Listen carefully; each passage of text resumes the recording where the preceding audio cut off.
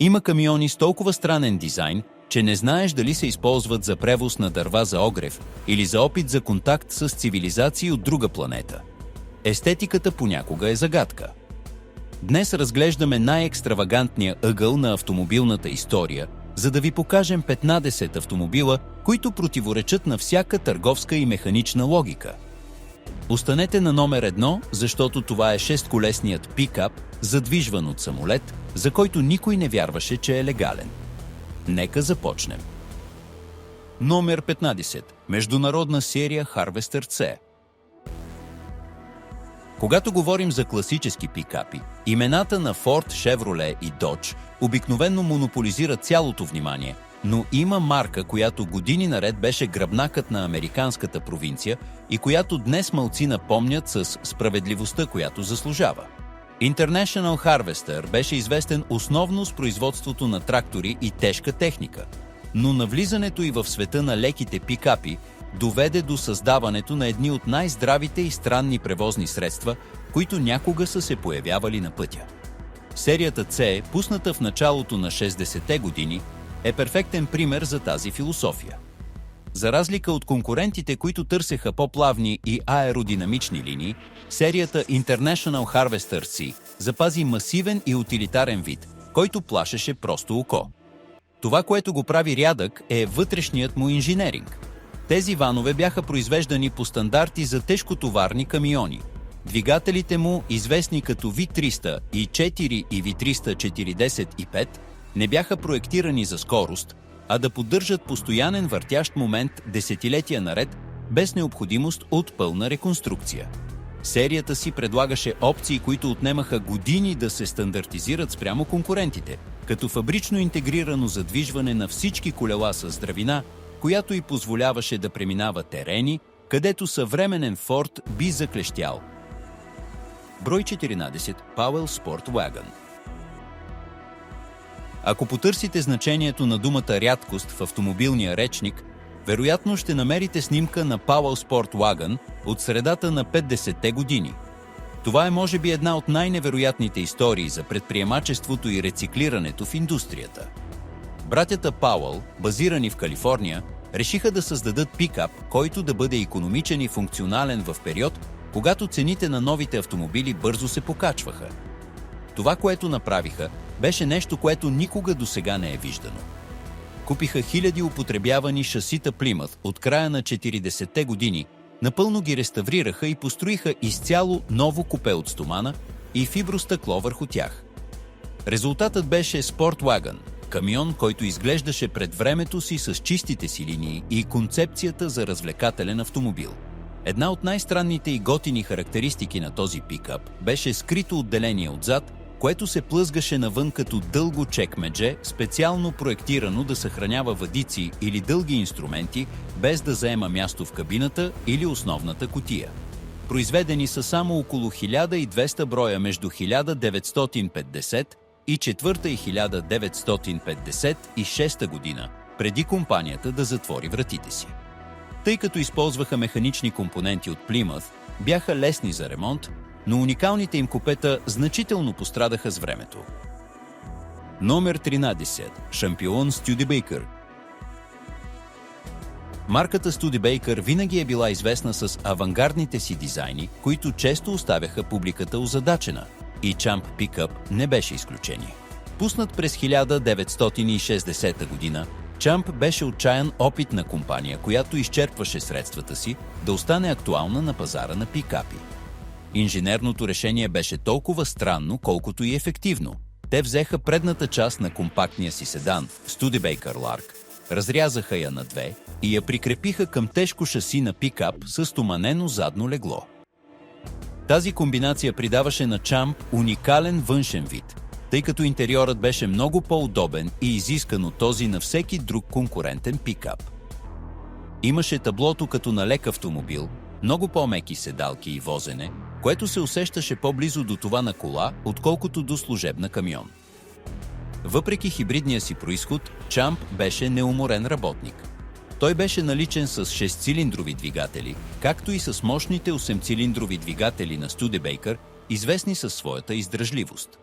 Въпреки това, рядкостта на този модел се дължи на факта, че той беше един от последните въздишки на марката преди окончателното ѝ изчезване.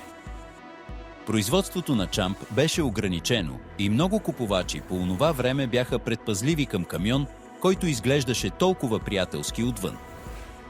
Това, което не знаеха, беше, че тази структура е способна да издържи на злоупотреби, които биха унищожили много по-големи модели. Днес Studebaker Champ се помни като предшественик на съвременните пикапи, които поставят комфорта на шофьора на първо място, без да жертват товарния капацитет. Това е превозно средство, което се роди от необходимост и липса на бюджет, но в крайна сметка несъзнателно определи бъдещето на цял автомобилен сегмент. Да видиш такъв днес означава да се възхищаваш на устойчивостта на марка, която дори в последните си моменти продължи да иновира с това, което имаше. Issue 12 – Chevrolet Cameo Carrier. Към средата на 50-те години товарните вагони бяха груби инструменти, проектирани само да издържат на лошо третиране в кариери и земеделски земи. Chevrolet, под ръководството на дизайнери, които искаха да разчупят шаблона, решиха, че е време да предложат нещо, което собствениците на бизнес да могат с гордост да карат пред кънтри клуб. Така през 1955 година се роди Chevrolet Cameo Carrier. Това, което прави този камион истинска рядкост и исторически инженерен пример, е, че той беше първият, който въведе концепцията за товарната кутия с гладки панели, известна като Fleetside. Тогава всички пикапи имаха калници извън кутията, което им придаваше утилитарен и антикварен вид. Chevrolet използва фибростъклени панели, за да покрие страните на кутията, постигайки плавна линия, която елегантно продължава дизайна на купето. Това превозно средство беше еквивалент на съвременен луксозен ван. Той имаше двуцветен тапициран интериор, панорамно задно стъкло и хромирани акценти, които обикновено се срещат само при по-скъпите седани на марката като Bel Air. Механично, Cameo Carrier можеше да бъде оборудван с легендарния V8 двигател с общ обем 265 кубични инча, осигуряващ мощност, която изпреварваше всеки конкурент в своя сегмент. Въпреки красотата си, той беше търговски провал по това време, тъй като цената му беше почти 30% по-висока от тази на стандартен пикап. Работниците по онова време не бяха склонни да плащат допълнително за фибростъкло, което можеше да се надраска с ежедневна работа. Днес рядкостта му е абсолютна и се счита за баба на всички съвременни луксозни ванове. Това е бижу, което доказа, че стилът и силата могат да съжителстват в едно и също шаси. Номер 11. Пикап Hudson. Когато мислим за марката Hudson, първото, което ни идва на ум, са победите и в първите състезания в категорията NASCAR с ниския център на тежестта седани. Въпреки това, през 1946 година Hudson пусна един от най-необичайните и напреднали следвоенни пикапи на пазара. Hudson пикап не беше адаптиран камион, а буквално построен върху удълженото шаси на луксозен седан. Това му даде функция, за която никой друг камион по онова време не можеше да мечтае, независимо предно окачване. Докато шофьорите на Ford и Chevrolet скачаха на седалките си всеки път, когато ударят неравност заради твърдите си оси, собственикът на Hudson се радваше на плавно возене, сравнимо с това на лимузина. Дизайнът й беше също толкова екстравагантен, с масивна предна решетка, изпълнена с хромирани пръти и калници, органично интегрирани в предните врати. Интериорът беше демонстрация на комфорт с висококачествени материали и табло, което изглеждаше като нещо от луксозен самолет. Под капака се криеше редови 6-цилиндров двигател, известен с плъвността си и способността си да поддържа високи круизни скорости без усилие. Рядкостта на Hudson Pickup се дължи на факта, че компанията реши да приоритизира производството на своите леки автомобили, като произвеждаше много малко товарни единици всяка година. Номер 10. Ford Skyliner Pickup. Историята на пикапите е пълна с модели, които никога не са стигнали до масово производство или са създадени за специфични пазари с почти експериментални конфигурации. Един от най-интересните случаи в света на Ford е съществуването на варианти, които съчетават технологията на прибиращия се хардтоп с товарната платформа. В края на 50-те години, Форд експериментира с идеята за пикапи, които могат да се трансформират според нуждите на времето и стила на водача. Въпреки че името Skyliner е известно с седана с метален покрив, скрит в багажника, имаше прототипи и ограничени износни конверсии, особено за пазари като Австралия с UT Steel, които оспорваха идеята за това какъв трябва да бъде работещ Форд. Тези единици се отличаваха с много по-ниска и по-стилизирана кабина, използваща компоненти от луксозните модели на серията Fairlane. Това, което ги прави обекти на желание за ценителите, е сложността на тяхната конструкция. Те не бяха просто пикапи с отрязан покрив, изискваше структурни подсилвания в шасито, за да се запази твърдостта без опората на централната колона. Освен това, много от тези редки самолети бяха оборудвани с високопроизводителни интерсептор двигатели, които не бяха предлагани в основната работна серия. Да си представиш пикап с елегантността на 1957 Ford, с остри задни крила и трицветна боя, но с възможност да носи инструменти отзад, е мечтата на всеки ентусиаст на ретрофутуристичния дизайн. Номер 9. Willys FC-150. Ако имаше награда за камион, който най-добре използва всеки сантиметър от своята конструкция, тази награда щеше да бъде за Willys FC-150 от 1956. Акронимът FC означава Forward Control, което означава, че водачът седи директно на предната ос, като двигателят е разположен между седалките или точно под кабината. Този пикъп изглежда като играчка камион, който е оживял, но под този мил и компактен вид се крие ДНК-то на военен джип. Като постави кабината чак отпред, Willys успя да инсталира пълноразмерна товарна кутия в превозно средство с по-късо междуосие от компактния автомобил. Това му даваше невероятна маневреност в гъсти гори или малки ферми, където обикновен пикап не можеше да завие. Това, което го прави изключително рядък, е, че дизайнът му толкова нарушаваше законите на физиката, че имаше естествена склонност да се наклони напред, ако спре внезапно, когато кутията е празна. За да се реши това, фабриката трябваше да инсталира тежко желязно противотегло отзад. Въпреки тази подробност, FC-150 беше истински офроуд звяр, оборудван с 4-цилиндров двигател Hurricane, който беше практически неразрушим. Тяхната рядкост днес се дължи на факта, че са били превозни средства, използвани при екстремни условия от горски служби, летища и планински ферми, където поддръжката не е била приоритет.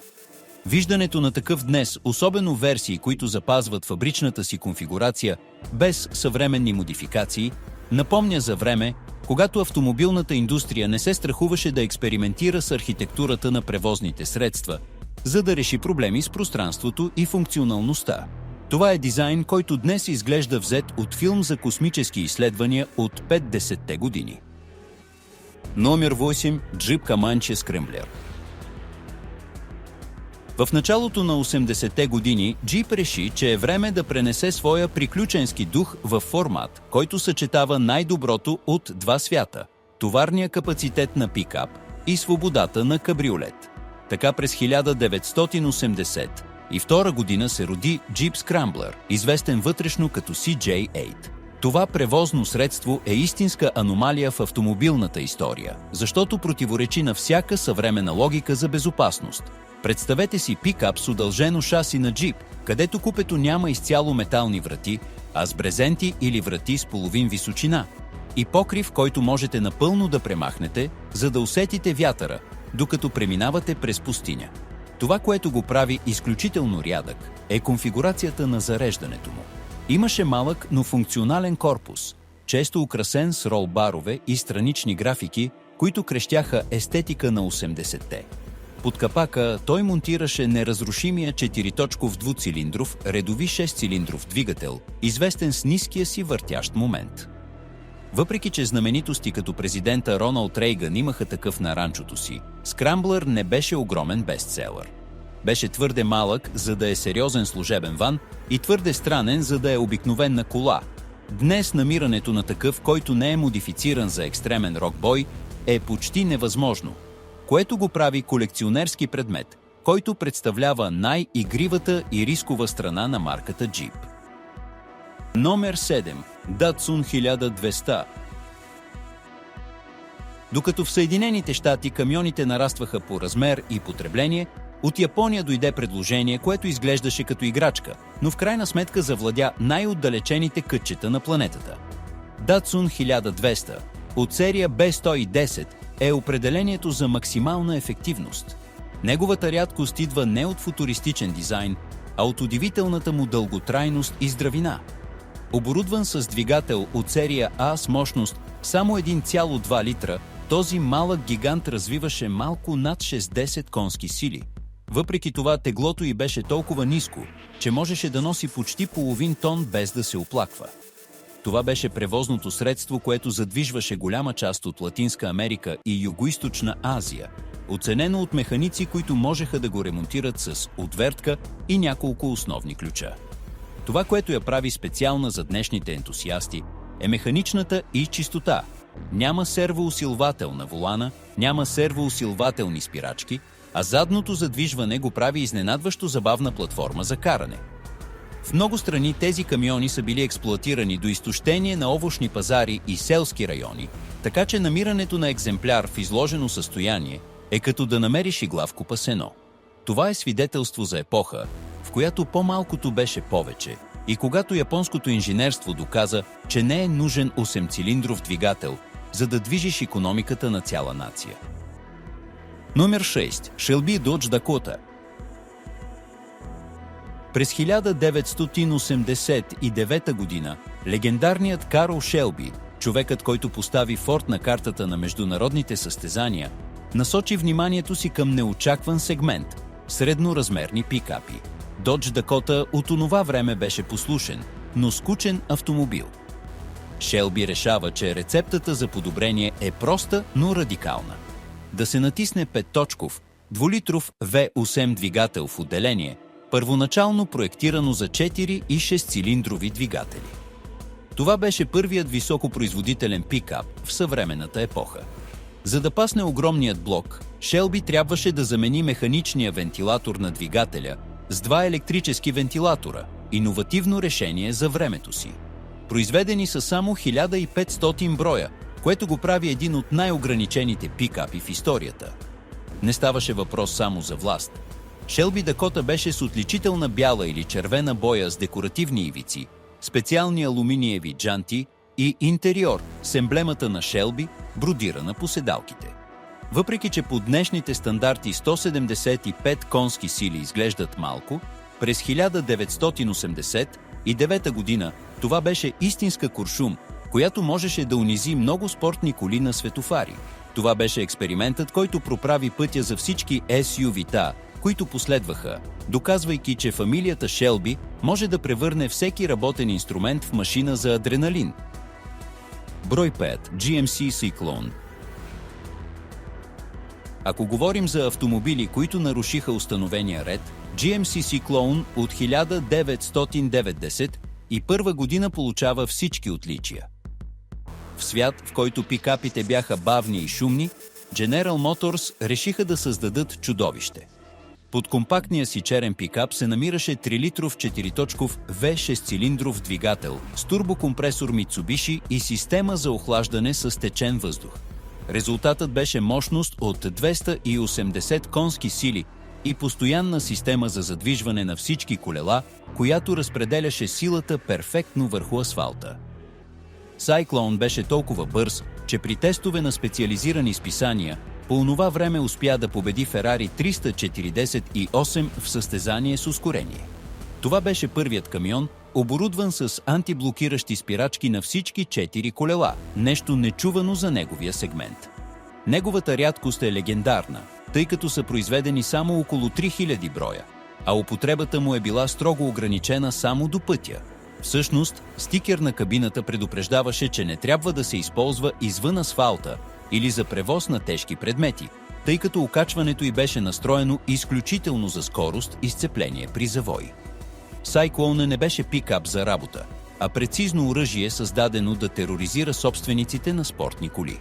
Днес той се счита за светия граал на камионите. От 90-те, чудесна инженерна грешка, която никога не е била повтаряна с такава чистота. Номер 4. Subaru Brat.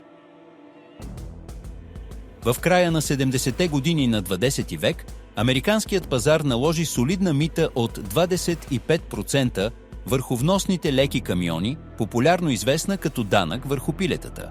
За да избегне това превишаване на разходите, Subaru измисли решение, което беше толкова гениално, колкото и опасно. Subaru брат от 1978 година беше по същество седан, превърнат във ван, но с една уникална подробност. В товарната кутия бяха монтирани две пластмасови седалки, обърнати назад. С добавянето на тези седалки, превозното средство юридически престана да бъде товарен ван и стана лек автомобил, като по този начин се избегна скъпия данък. Тези седалки имаха странични дръжки, подобни на тези на влакче, тъй като карането там, докато превозното средство беше в движение, беше изключително преживяване. Освен това юридическо любопитство, брат беше изключителна машина с задвижване на 4-те колела и боксьорен двигател, който му осигуряваше много нисък център на тежестта. Въпреки че днес стандартите за безопасност биха направили невъзможно производството на нещо подобно, брат остава икона на творческо бунтарство пред лицето на държавните регулации. Número 3. Lamborghini LM202. Много преди да съществува Урус, Lamborghini създаде превозно средство, което изглеждаше проектирано за края на света. Проектът започва като военен прототип, но в крайна сметка се превръща в LM002 с прякор Рембо-Лембо. Малцина знаят, че имаше специални конфигурации пикап, предназначени за арабски шейхове и висши военни командири, които трябваше да преминават през пясъчни дюни с абсурдна скорост. Под огромния преден капак се намираше същият V12 двигател като легендарния Lamborghini Countach, който му позволяваше да движи почти 3 тона тегло с брутална сила. За да захрани това чудовище, резервоарът за гориво имаше капацитет от почти 300 литра. Това беше излишно превозно средство с широки гуми, проектирано изключително от Пирели, за да може да плава по пустинния пясък. Тяхната рядкост е абсолютна, а да видиш един от тези ванове с малката си товарна кутия отворен, означава да станеш свидетел на един от най-странните и завладяващи моменти в историята на италианската марка. Номер 2. Mercedes-Benz 2210. Историята на Mercedes-Benz 2210, известен в Южния конус като аржентинския пикап, е пример за адаптация и необходимост. През 70-те години ограниченията за внос в Аржентина принудиха местната фабрика на Мерседес да прояви креативност. Използвайки шасито на здравия двоен седан V115 като основа, те произвеждат луксозен камион, който официално не съществуваше никъде другаде по света. Тези пикъп запазват комфорта и елегантността на таблото на Mercedes-Benz, но с дървена или метална товарна кутия, хармонично интегрирана в карусерията. Те бяха оборудвани с легендарните дизелови двигатели на марката, известни с над 1 милион километра без основни ремонти. Те бяха превозни средства, използвани от собственици на ранчота и бизнесмени, които искаха полезността на камион, без да се отказват от статута на трилъчната звезда. Днес те са изключително желани изделия в Европа, където колекционерите ги внасят от Южна Америка, за да ги изложат като един от най-редките варианти, носили емблемата на Мерцедес. Номер 1. Dodge Lille Red Express. През 1978 година вратичка позволи на Dodge да създаде най-бързия серийно произведен автомобил в Съединените щати, надминавайки дори Корвет от същата година. Dodge Lille Red Express не беше конвенционален камион. Това беше високопроизводителен камион с недвусмислена естетика. Най-забележителната й черта бяха огромните хромирани вертикални ауспухи, които излизаха непосредствено зад кабината, точно като тези при големите 18-колесни камиони. Товарната кутия беше облицована с истинско дъбово дърво и златни акценти върху ярко-червена боя. Благодарение на факта, че не се нуждаеше от катализатор поради стандартите за емисии по онова време, 5-точковият 9-литров V8 двигател дишаше свободно, доставяйки ускорение, което оставяше всички без думи. Това беше декларация за свобода и власт в епоха на ограничения. Днес оригиналният Lille Red Express се счита за произведение на изкуството в американския автомобилен дизайн, представляващо върха на ерата на колекционерските пикапи. Обръщайки се назад към тези машини, е ясно, че рядкостта не е просто случайност на дизайна, а доказателство за човешка амбиция. Тези ванове не само превозваха стоки, но и идеи, които противоречаха на нормите на своето време. От гениални правни решения до механични излишъци, които надминават суперавтомобилите, всяка от тези части има историческа стойност, която надхвърля метала. Това, което някога се е смятало за нещо странно или непрактично, днес се цени от колекционери, готови да платят огромни състояния на международни търгове. Притежаването на такава машина не означава просто да имаш транспорт, а да бъдеш пазител на неповторим момент в инженерството. В крайна сметка, стойността на рядкостта се крие в способността и да ни напомня, че в автомобилния свят най-странните пътища често са тези, които ни водят до най-запомнящите се дестинации.